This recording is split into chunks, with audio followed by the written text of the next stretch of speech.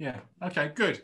So, in 2019, I was given the chance of a lifetime, or at least it feels like that, and it certainly feels like that now that we're not doing any flying, which was to take part in flying in an international competition, and I was invited to be part of the British team for the second Intermediate World Championships, which was held in the Czech Republic. And that was, you know, a fantastic opportunity. And I was a bit nervous about the idea, and a bit nervous about representing the UK, I suppose, the Great Britain, I suppose, and certainly a bit nervous of flying all of the way to the Czech Republic. But I thought I do kind of like an adventure, and so I thought I'd go for it.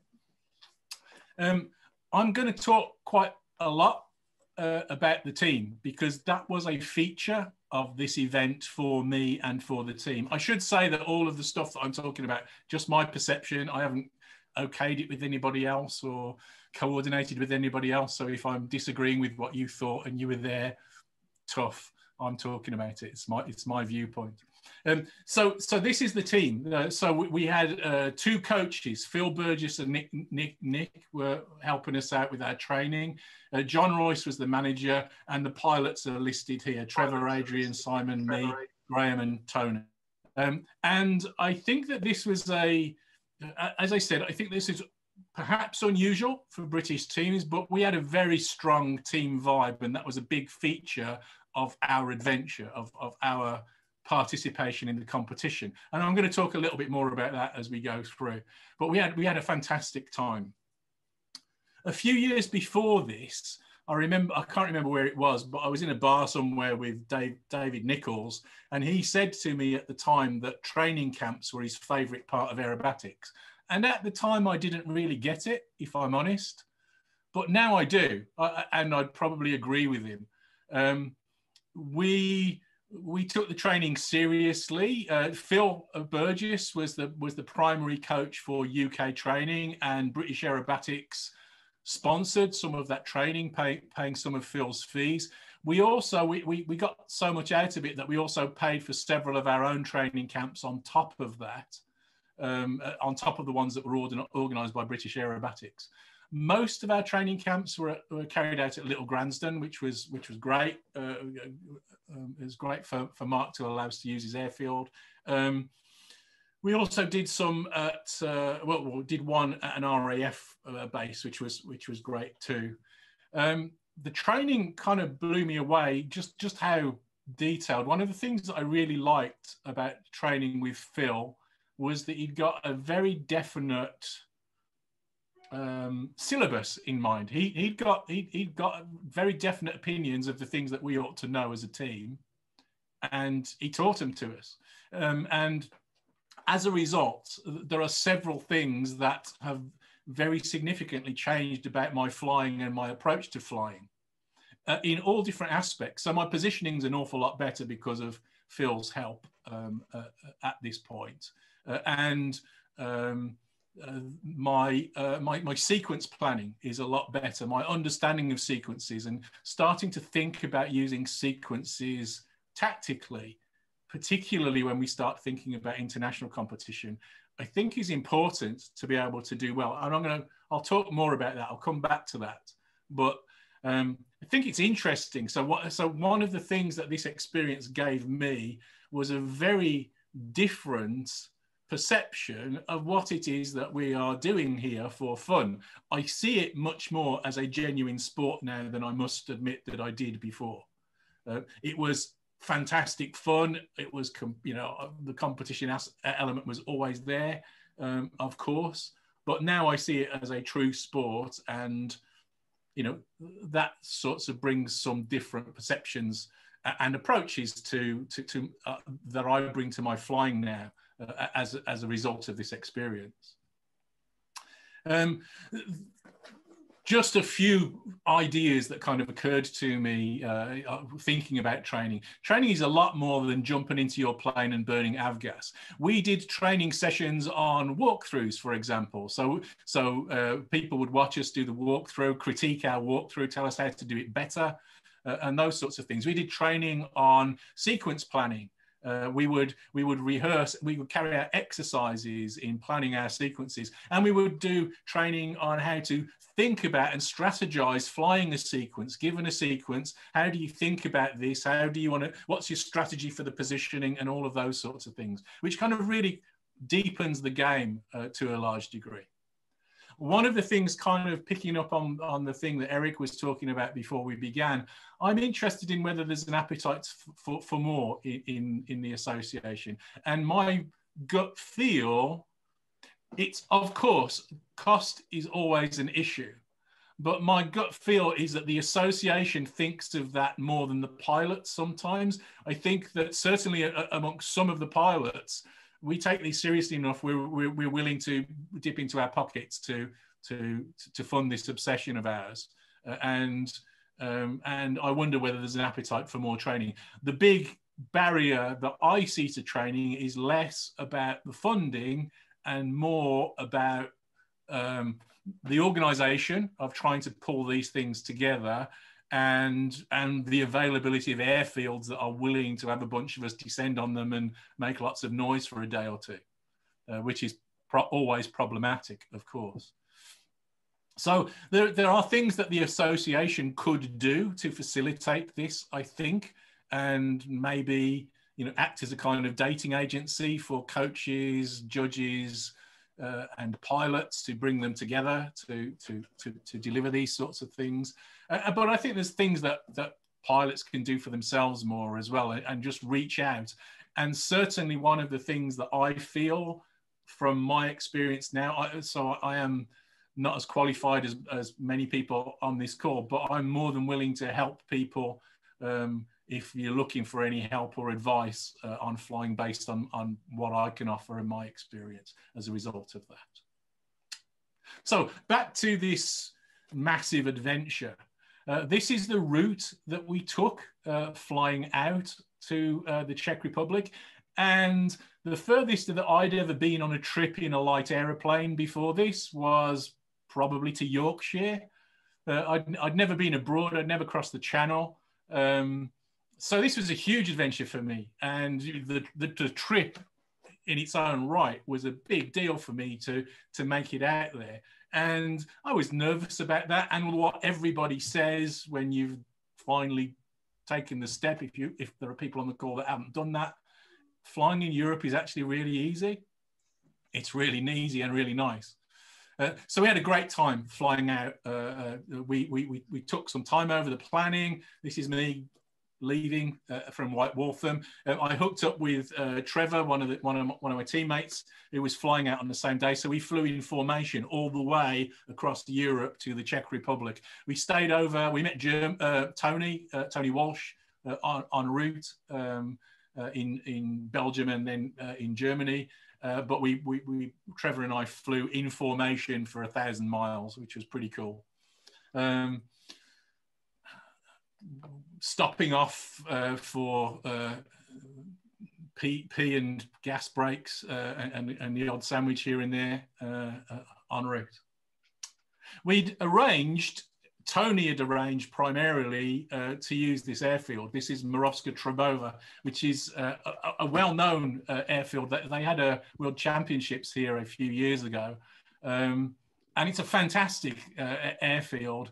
And we had the use of it. There were 3 teams that were training on this airfield. There was us, the Czech team, and the Polish team, all staying and flying at the airfield. And Martin Schonker, the Red Bull air racer, was also practicing for the unlimited competition and some racing stuff while we were there, which was a lot of fun.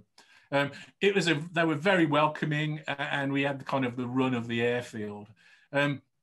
That was kind of interesting too, just in terms of the kind of social aspect of the airfield. One of the things that I thought was fantastic was that nearly every day there were bunches of kids on the airfield flying gliders, playing with model aeroplanes, just having a look at the aeroplanes. And so we were encouraging the kids. And sorry, there's a picture underneath there. Let me just do that again.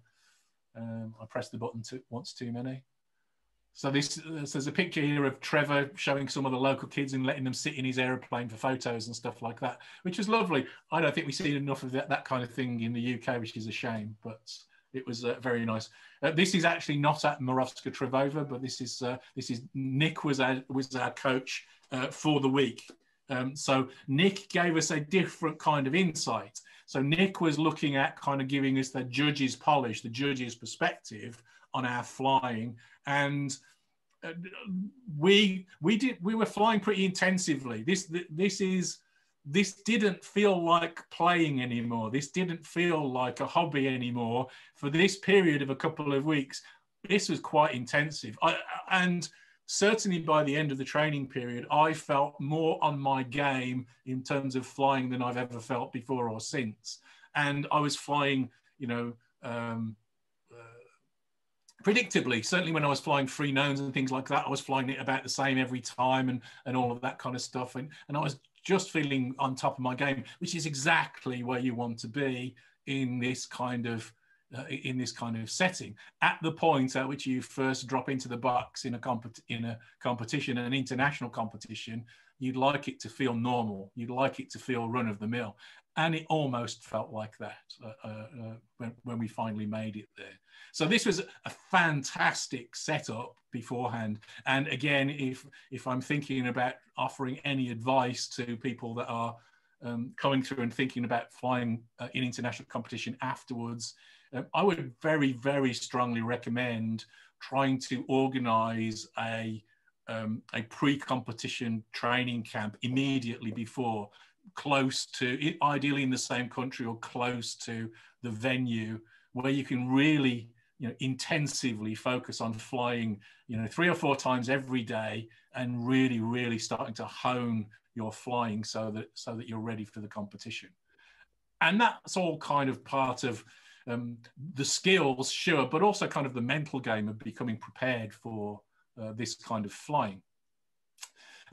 The week before we flew out to the Czech Republic, the whole of Europe was having an extensive heat wave, and you might remember this in the news, but there were records being set all over Europe. There were some low to mid 40s were common in the countries that we were going to be flying through and going to. So we were scared to death of the heat and dealing with that as part of the competition.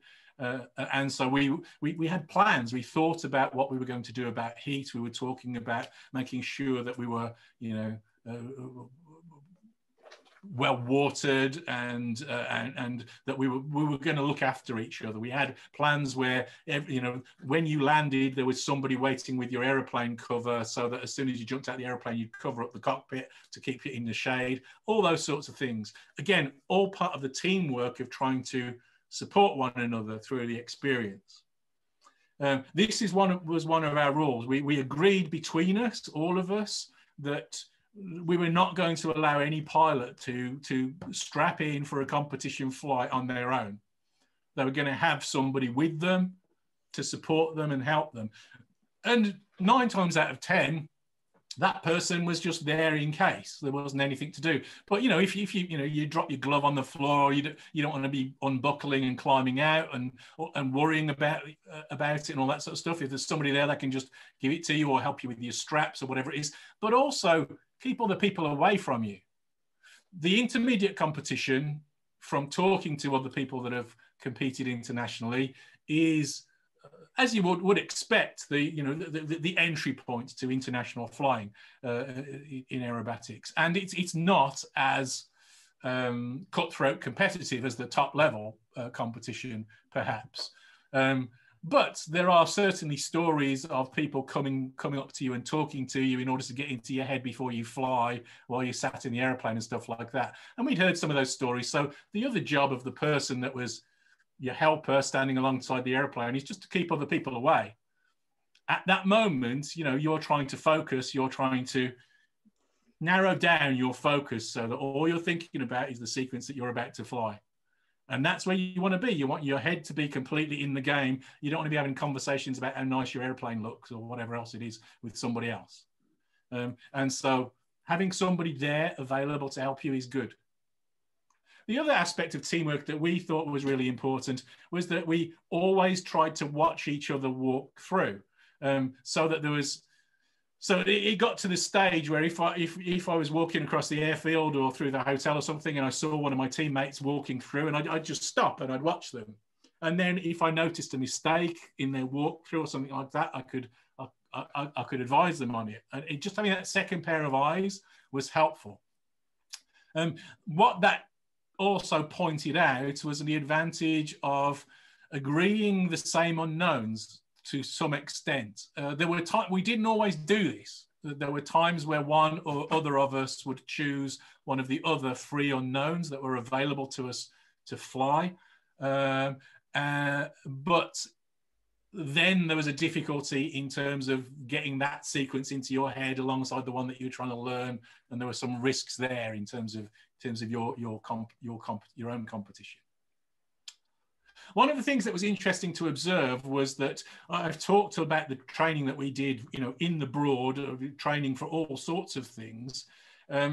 We got really good at knowing the rules, and we were better at knowing the rules than quite a lot of the other teams. So on the first day when we were trying to pick figures for the 3 unknown, I think the Czech team came up with 5 different figures, all of which were illegal before that they got a legal one. They started off with some ridiculous things. So things with, multiple rolls at the bottom of the loop and stuff like that were unlimited figures in an intermediate competition. So they just didn't know the rules. This is a sport. So knowing the rules and playing them to your advantage is part of the game. And we should think about that. So knowing about, how the sequence, what the rules are for sequences, each sequence in a different program. Program 2 sequences are different to program 4 sequences because the K factors are different. And not understanding all of those and what figures are allowable and what are not is an important part of the game, and understanding those rules. And also there was one occasion where we wanted to query something that the judges had come up with. If I'm honest, I can't remember the nature of the query now, but we knew how to go about that as a team and what to do and so on. So this is part of the game too. And then there's kind of the cultural things that are associated with flying at this level. So 3 unknowns are a big part of all SEVA international competitions. That means that teams pick figures and then you assemble sequences out of the figures, and you pick a flying order, and all of these sorts of things are part of the normal everyday functions of the competition. And with hindsight, I didn't think about this at the time, but looking back, I think that really your first international competition is quite a lot like your first competition. It's similar kind of thing. If you're anything like me, you turn up for your first aerobatic competition and you're a bit nervous about what all these people who are presumably better than you at flying are going to be like, and whether they're critiquing you on landing when you first arrive at the airfield, and whether they're going to be nasty to you and all that kind of stuff. And it turns out it's not like that at all. And then there's a whole load of stuff to learn about, how you meet up with people, how do you get ready? When should you be in the cockpit, starting up your engine and getting ready to fly, and all of those sorts of things. Your international competition is just, again, more of that kind of learning. Again, there's all of the cultural learning as well as the procedural stuff and the rules and all that sort of stuff.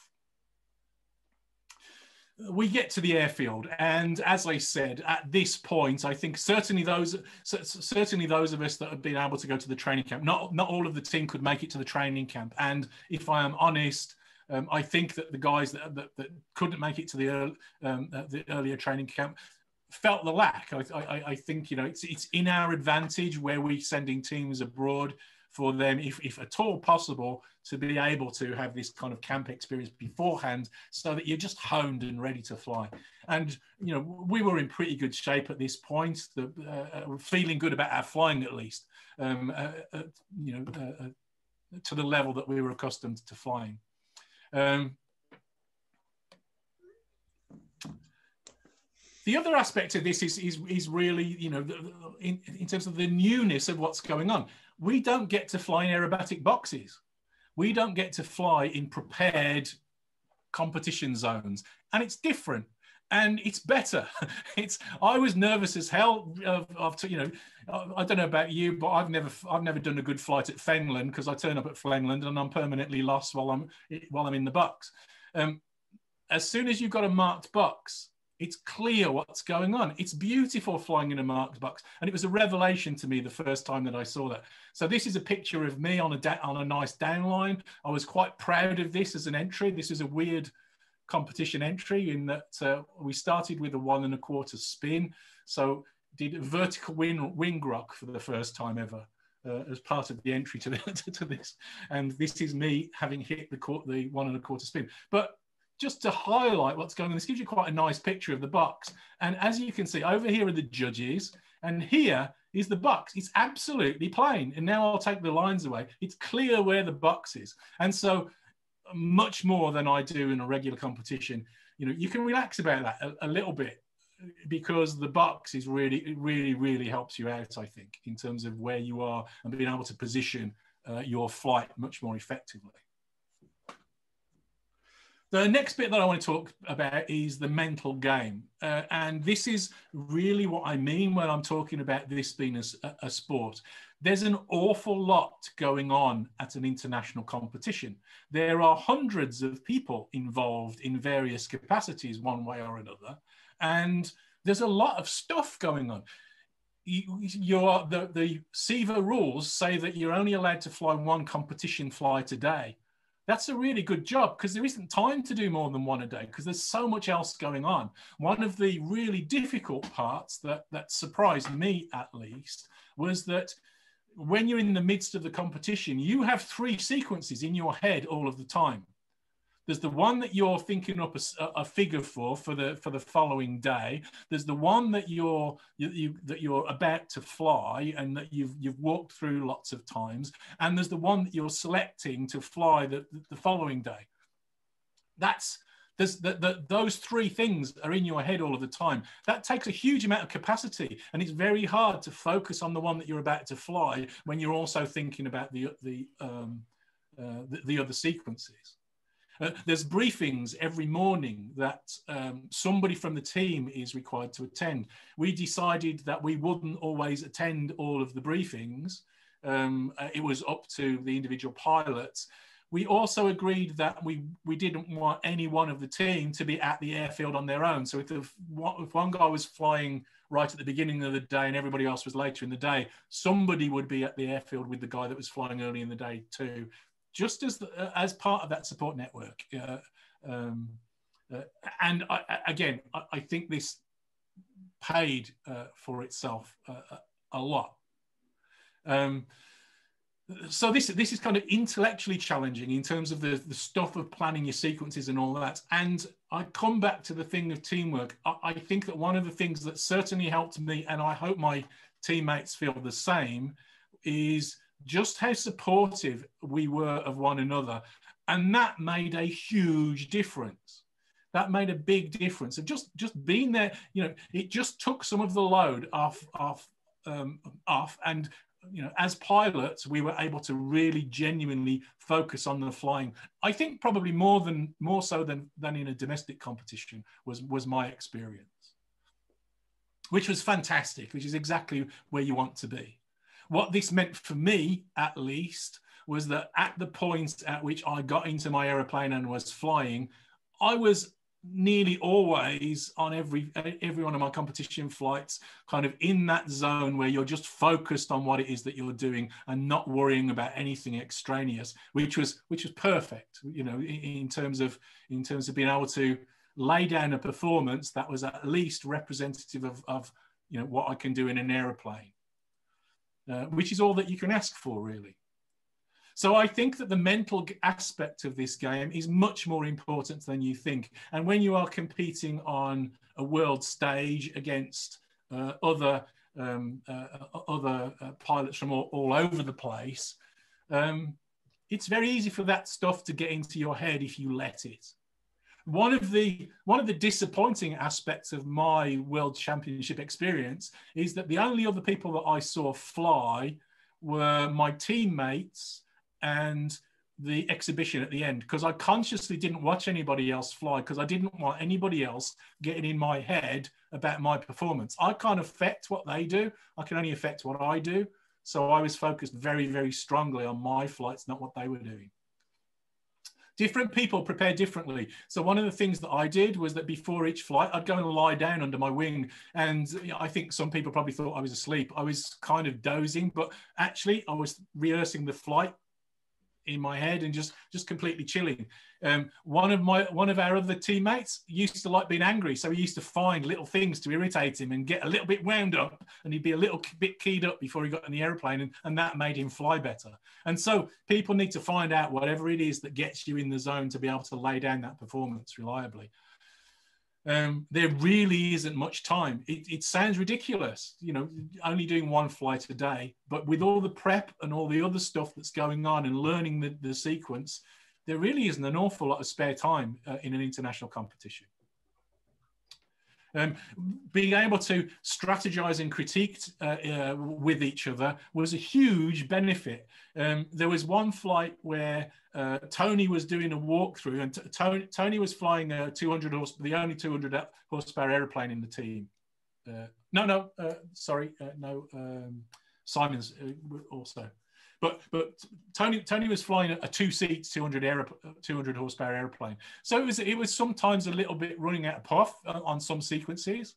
And so there was one particular sequence that was a horrible sequence, and we were talking about it, and we talked about the gates and stuff like that, and we strategized the gates, and we all kind of pointed out that, you know, if he should, you know, find that he was in an awkward place in this particular part of the sequence, then he should wave off and come back and try again. And he found himself in that awkward place, and it was just a no-brainer. He had the guts to wave off, come around again, and put down a good flight as a result for the cost of 50 points.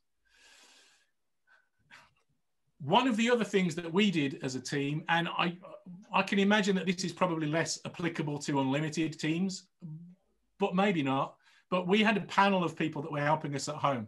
So after the first night, when we did do all of the sequence planning and stuff ourselves and got completely worn out planning sequences for the following day, we decided that was a mugs game. And so we had a bunch of people, expert pilots back in the UK, who would do the sequence planning for us and give us a handful of sequences from which we could choose, free unknowns that we could choose based on the figures that had been selected the previous day.